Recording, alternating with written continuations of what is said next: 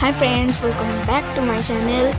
Today I am going to show you how to make a phone touch pen. So the materials that we need are one this type of pen that can be opened from the front side, like this type of pen.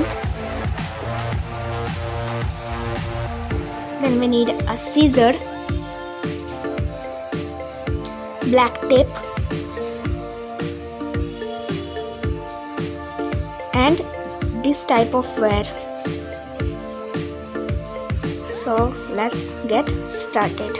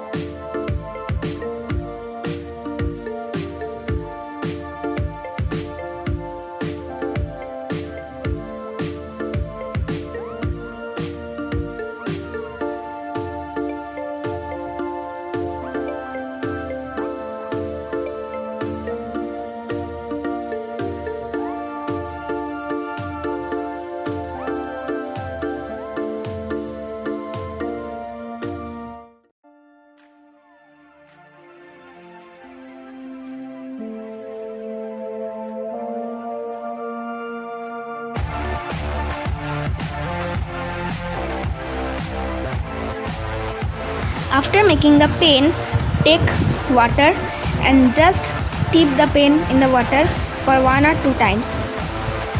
Then the pen is ready for using.